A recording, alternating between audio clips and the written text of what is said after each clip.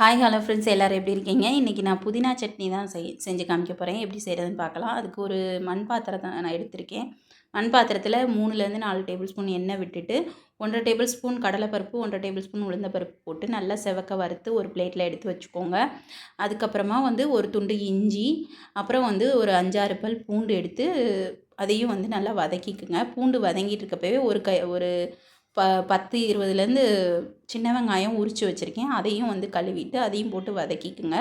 காரத்துக்கு நான் 2 வரமிளகா, ஒரு சின்ன பீஸ் புளி போட்டிருக்கேன்.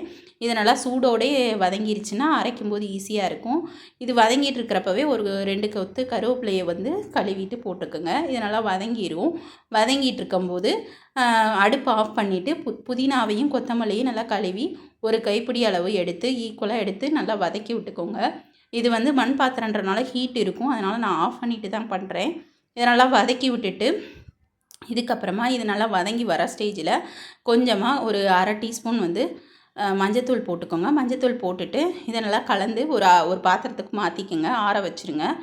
இன்னொரு பக்கம் ஒரு 1/4 கப்புக்கும் கொஞ்சம் மேலே கொஞ்சம் கூட தேங்காய் சில்லு போட்டு எடுத்து வச்சுருக்கேன். அதையும் நல்லா வதக்கிட்டு ஆற வச்சு அரைச்சிட்டு தாளித்து சர்வ் பண்ணுங்க. சூப்பராக இருக்கும். இந்த மாதிரி சட்னி நீங்கள் செஞ்சு சாப்பிட்டு பார்த்தீங்கன்னா அடிக்கடி செய்வீங்க.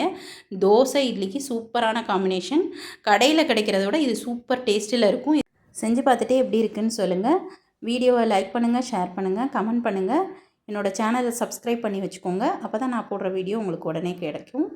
இன்னொரு வீடியோவில் பார்க்கலாம். டாடா.